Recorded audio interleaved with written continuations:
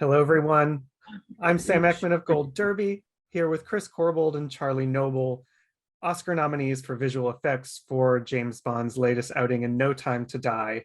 And, congratulations on this Oscar nomination. I know, Charlie, especially, you have an extensive career and you have films that have been recognized before, but this is your first time as a nominee there on the ballot. What does that feel like to have your name listed there?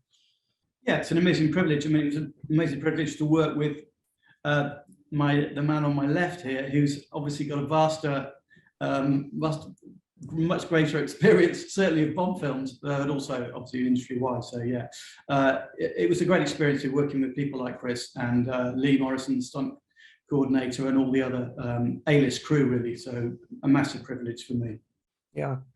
Chris, you do, speaking of that, have a very extensive history with Bond. I believe this was your 14th Bond film, stretching back to The Spy Who Loved Me. And you actually worked on Moonraker, which was the last time a Bond movie was nominated in this category at the Oscars. So what is that legacy like for you? How do you sort of, as you move on to each new film, how do you kind of carry that legacy with you and incorporate it into the new film?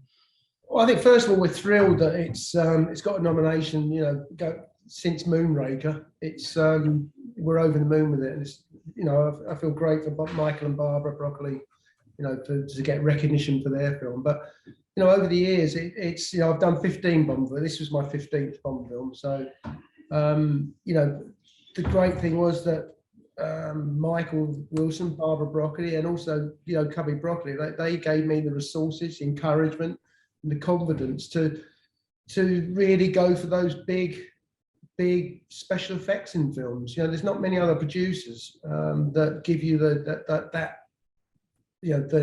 chance to show off your department's craft as well as they do. So I'm blessed to have worked with them so many times. That was one of the great things about this film for me, was just how much was achieved practically in camera. All of Chris's amazing work and Lee Morrison's work as well with the stunts. I think it was a really great collaboration between the three of us to pull it off. So yeah, and that was just a great, really fun experience to be involved in that. I think we made a conscious effort not to get too fantastical, with everything we did in the film. This was a very emotional film, with obviously Daniel's last film, and the young child, and Felix Leiter's demise. So we tried to not let our effects, visual effects and special effects, outdo the emotional content of the film. Yeah, I think the practical effects give it a sort of visceral feel. Would you describe that as kind of like the overall approach to the movie's effects? I think we've always tried to do on Bond films as much practical as we can, but I think, having said that, I think everybody would be astonished how much Charlie and his guys did, to make my stuff look great. My effects look great. It's invisible. I know it's a cliche term, but Charlie's work is invisible but crucial to what we did in the film. Yeah, I mean, there's over an hour's worth of visual effects shots in the movie, so that's probably more than every other shot in the film, and to varying degrees, from the simple paint outs of tire squeals all the way through to full CG shots of the trawler sinking. So, the whole gamut of effects spread pretty much throughout the whole film. Yeah, every scene had us involved in. Yeah. I think one of my favorite special effects heavy sequences, which I'd love to talk about, is the Aston Martin chase through Italy, because it's, car chase sequences are a staple of Bond movies. What was it about this one? How did you want to make this stand out from the rest of the Bond chase scenes? Well, the car chase, it went through several evolutions. At one stage we had Aston Martins driving off the top of a deep gorge and parachutes coming out of the Union Jack parachutes coming out of the roof. We had driving across rooftops. But the more we got into the sequence, the more we realized that it actually revolved around that really emotional scene at the end with Bond in the car, with Madeline, and that moment where the bullets are coming in and he's got that choice to, go into action or not. He obviously does choose, but you know, we felt that we didn't want to do anything, you know, that took away from that moment, you know, and I think if we'd have done anything too massive and, you know, in your face, it would have detracted from that moment. You know, we could have done a car chase 3 times as long as that, but you know, it was kept deliberately to that length, but in a beautiful location, and served a purpose. It was an amazing location, but not obviously it wasn't ideally suited for filmmaking. You know, those streets were evolved over the, you know, thousands and thousands of years, really, to accommodate horses and carts, not Aston Martin DB5 screaming around the corners at 60 miles an hour. I mean, how many? You brought 10 vehicles with you, didn't you, Chris? I mean, yeah, we had 10 vehicles. I mean, that was a topic of conversation early on with Aston Martin. You know, and they said, well, what car are you using? Well, Bond wasn't on active mission, so the DB5 was the obvious choice because it was his own car. But when I mentioned that the fact that we bought 10 of them, it went very quiet in the room. You know, do you buy 10? Well, not at the price they cost. And do you rent them? Well, would you rent your DB5 to a Bond film doing an action sequence? No. So we quickly came to the assumption that we'd have 2 real ones that Daniel could get in and out of and drive off and drive up. We'd have 2 and 8 other versions that Aston Martin made for us that were identical to the minute degree. 2 of them were kitted out with driving pods on the roof, where we could have British Rally champion driving it with Daniel and Larry inside. We had 2 with a fuller range of gadgets, and 4 were fully kitted out with the roll cages and the full stunt requirements. Great toys. There's a lot of great toys on it, and you know, you were speaking about the invisible kind of digital work that's in this film. When you have a scene that you obviously did incorporate so much practical effects into, does that in a way make it sort of more pressure hanging over the visual effects, because it really has to support and live alongside very real elements? We obviously are. I mean, I saw ourselves as real extensions to all the departments, certainly for the material work. You know, everyone took their craft to the absolute limit, and then we are there to take it over the line. So yeah, I mean, absolutely, it's a fair enough point. Yeah. I mean, one thing that really took me by surprise was, you know, we shot the whole sinking trawler sequence in a practical set in a tank, you know, Daniel and Jeffrey in there. And then I never saw anything till I saw the film, you know, at the premiere. And I was absolutely blown away by what Charlie and the visual effects guys did with the exterior sinking trawler. I went up to Charlie after and said, did you shoot a miniature for that? Because it was so good. And Charlie said, no, it was every part of it was CG, which absolutely blew me away. Yeah, I mean, I think that the key to all visual effects throughout this movie is the fact that, you know, a lot was achieved in camera, but we're building on reality of that. So, you know, say for example, you know, we need to move cars around to get them closer together. We've shot a real version of that, so we know what it should look like. We're just manipulating those things, and yeah, we had to switch to CG versions for sometimes, but we've got the real thing that's been achieved, which we're matching to. So actually, you know, it makes it slightly easier for us, because I can just point at pictures and go, it's got to look like that. So yeah, it makes my life slightly easier that Chris has done that so much has been achieved practically. Yeah, for sure. Yeah. And that goes into the trawler as well. You know, we shot obviously Chris's lovely gimbal with the rotating gimbal that could submergible set that went down with Jeffrey and Daniel inside it. And we're taking all of the cues off of that, all of the bubbles that Chris is pumping into that set as it goes down. Any of the oil and little bits of detritus, we're taking, and in its motion as well, we're taking that for once we get outside for our all CG shots. So we're, you know, it's our CG is moving the right way. We're incorporating all of the oil that's spilling out of the back of the trawler, all the bubbles, lots of bubbles, all the water, all the detritus that's floating off the back of this trawler. So yeah, it's a great collaboration between the two of us. Yeah. Really enjoyed it. And Chris, what does go into a scene like that in terms of the interior of that trawler? Because there's so many effects that are happening right near the actors, and it's a very claustrophobic environment there. What was the build for that like? Well, the build was obviously a very, very, very big mechanical steel rig, you know, with hydraulics. You know, I mean, I have to say that, you know, I'm nothing without the whole talented crew that I've got around me. You know, many of them have been with me for 20 years, but, you know, it starts off as my ideas about what I'd like to see. Then the CAD designers get around it and show me animations of what it could be like. You know, when I'm happy, I then go to Carrie, you know, the Carrie Fukunaga, the director, and say that this is what I think would look great. You know, what do you think? And then we get his input into it. Once we've got that sign off, the whole engineering department goes into full production mode.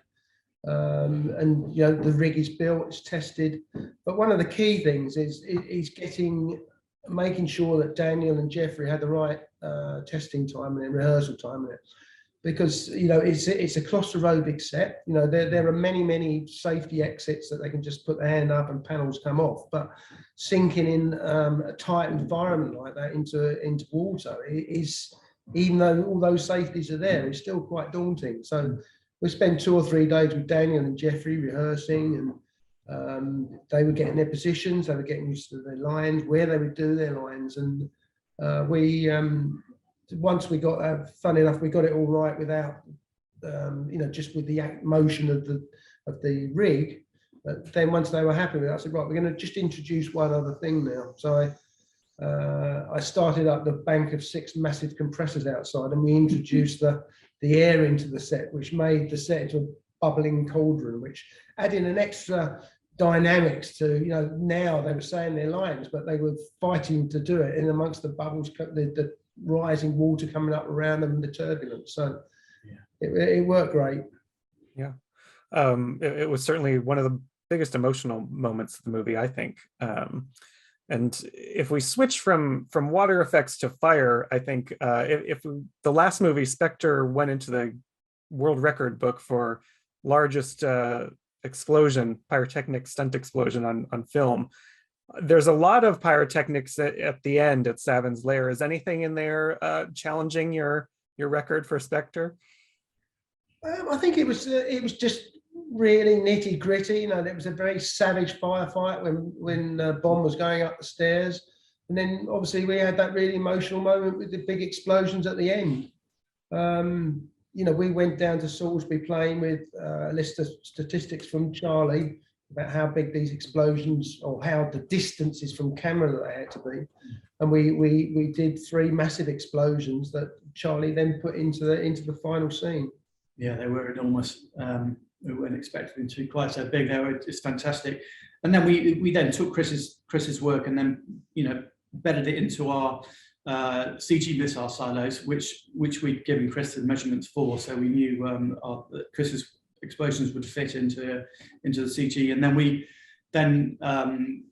copied his explosions sort of almost exactly, so that that our versions could follow the contours of the silos. And so we're mixing in, you know, both CG and Chris's work to achieve those final explosions. Massive. But I thought the explosion for Safin's lab was pretty impressive as well. Really impressive. You know, especially you had very little time to turn that around, and it looked great. They only decided 2 days before to blow that the lab up in Safin's lair. So of course we had to improvise quite a bit to get that ready in time to do the shot. But yeah, it worked well. Yeah.